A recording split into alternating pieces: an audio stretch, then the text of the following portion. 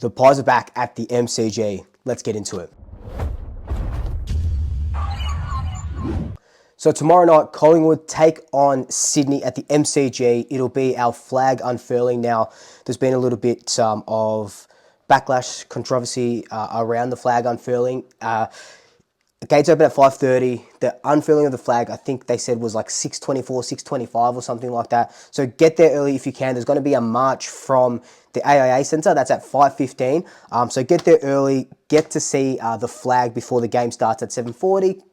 I don't really know the ins and outs of how all this stuff works. It probably could have been better if it was a little bit later on in the night. So you're not waiting an hour for the bounce. So you don't have to rush from work and whatnot or school or whatever. And two, just to sort of get a bigger crowd. I know there's going to be a lot of Collingwood supporters there very early, which is awesome. But maybe 7 o'clock, 20 minutes before the bounce. I don't know. I'm not aware of the ins and outs, but that's what it is. It's like 6:25 is the flag unfurling. Goes for about 10 minutes or so. So get there as early as you can to watch the 2023 flag be put up. But now, this game, is it too soon to say a danger game already? Only because, look, anything can happen from here on out in the season. I say danger game just because of what happened against the Giants last week. We were absolutely bamboozled, and that doesn't really happen to a Collingwood outfit. It doesn't really happen to a Collingwood outfit that's got Craig McRae at the helm. So that was definitely a blip on our sort of radar, and something that, yes, it looked pretty shitty, it looked pretty bad, but I think we are going to rectify it. And Craig McRae came out and said that, a lot of players came out and said that there are things that we can definitely work on, that we saw that's not the Collingwood way, and we're maybe a little bit too lazy, maybe a little bit too complacent. And with that, the Giants were just able to capitalise. One thing that Craig McRae brought up was that we weren't manning the mark. The Giants were playing on, we weren't manning the mark, and it was letting them get those inside 50s. It was letting them get repeat entries, all those marks inside 50s. They took, I think, 15, well, I've got it here. GWS took 13 marks inside 50 for the game compared to like a handful from us. They kicked, 12 goals from set shots compared to our, I think it was 2 goals, 7 from set shots. So, that's one thing that is going to be improved. So you've got to look out for our defense, because we were very slow last week against the Giants. And you can see at one point there's like 8 Giants players in there against our 3. And that's not the Collingwood team defense that we know and that we love. And that took us to premiership glory last season. So again, I just think it was a bit of lethargy, just very slow, and I think it was a little bit of complacency. The Giants, I reckon, got in our head from 6 months of just social media war, and props to them, they can do whatever they want, but I think they did get into our head a little bit, and they were able to capitalise on, just being 2% off in this game is huge, and they obviously improved over the summer. Now, Sydney. They came out, beat Melbourne by 22 points last week. It was pretty even up until three-quarter time. I think they were 52 and 50 at three-quarter time. They go on to kick 5 goals in that last quarter, pretty much led by Brodie Grundy, who was absolutely influential, 9 clearances, and we know what Brodie Grundy can do. 9 clearances, a bunch of contested possessions, bunch of rough tap-outs, going up against Max Gawn and his old team. Another point to prove, and he'll have another point to prove against the Pies this week, you would think. Isaac Heaney, though, went into the middle, 13 clearances. No, so that's without like Taylor Adams. There were a couple guys down. Luke Parker isn't playing at the moment, so there were a couple guys down in the middle. They injected Isaac Heaney into there, and he just absolutely just went about it like he would, like the great player that he is. So that's one that we have to watch out for.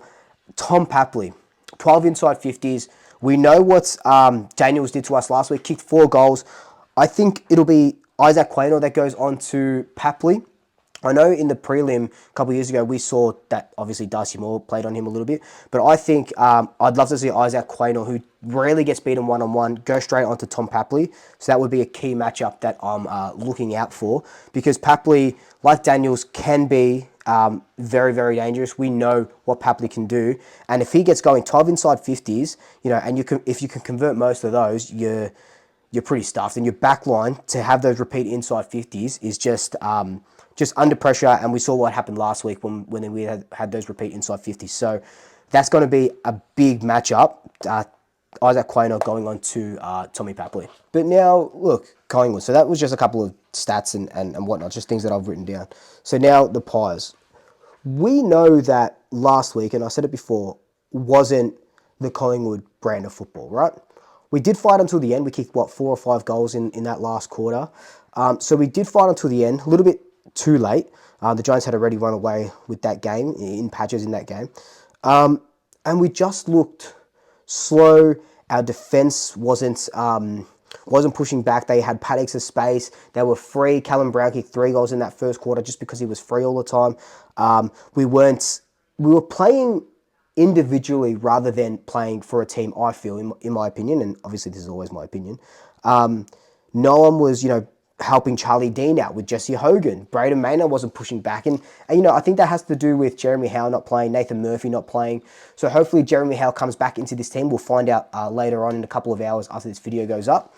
So hopefully Jeremy Howe comes back into the team because that does help our team defense. But again, Jeremy Howe isn't getting any younger. He's only got a couple of years left. So we need to find that next guy that goes up and does Jeremy Howe's job. We can't always be relying on Jeremy Howe, Scott Pendlebury, Steele Simon, and these older guys. We need the young guns to sort of come through. And in saying that, I say we look slow. It wasn't even just our defense. We looked slow in the middle. The Giants were just hunting us. And I saying in the lessons learned video, hunter versus hunted, and we were just hunted, and we didn't have any answers. But the thing about Collingwood and the thing about Craig McRae that we've come to know in the last 2 years is that these things are dissected and they're looked at straight away, and they can be changed straight away. They're not super structural problems. It's not like we've had 5 weeks of this.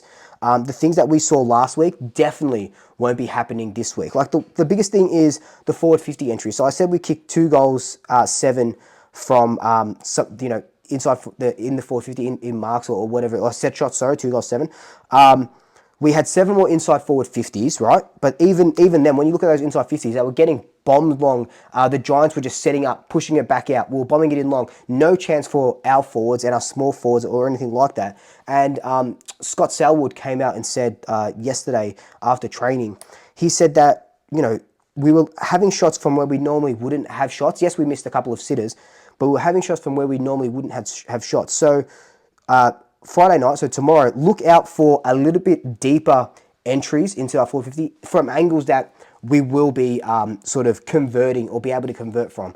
Not really, I don't think really wide anymore unless it comes up to that. But I think we're going to find more purposeful forward 50 entries and, lowering the eyes and whatnot. And we're going to see our small forwards and Mason Cox, if he's down there, Mychek, if he's down there, do a little bit better when they're going up against Sydney's defence.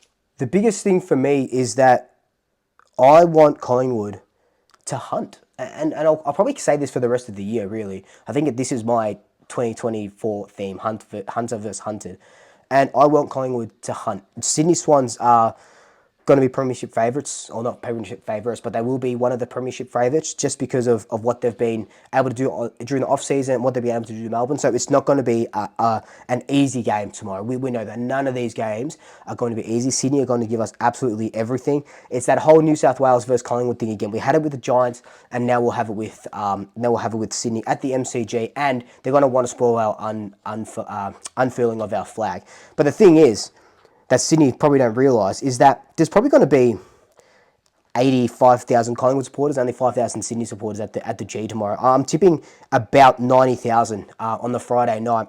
And the Pies really, really need us. They always say that they hear us. We get them up and going. And it's something that we didn't have at the Giants Stadium last week. It's something that we definitely will have tomorrow night. So if you're there, get loud, be proud, scream your head off, and bring the Magpies home, because we really need to win tomorrow to show that last week was just nothing. It was just opening round preseason bullshit. But my predictions and my big call. So my predictions, I was totally wrong last week. My predictions is that Collingwood was going to win by 14 points. So it's going to be a very tight game for me. And my big call, I think Jamie Elliott, look, he's been down these last few games. I think he's going to have a big game next week. He's probably going to, next week, tomorrow. He's probably going to be on with up against Dane Rampe, you would think. But I think he's going to kick 3 goals, have his kicking boots on, and he's going to be influential in the way, I've used that word so many times, influential in the way that we go about it tomorrow and the way that we win. But let me know your thoughts down below. Big call predictions. Do you agree with what I said? Do you think what other areas do you want to see improvements on for tomorrow? Let me know down below. But until then, like, comment, subscribe, tell your family, tell your friends, tell your best, and until next time, double shackers. I'll see you later.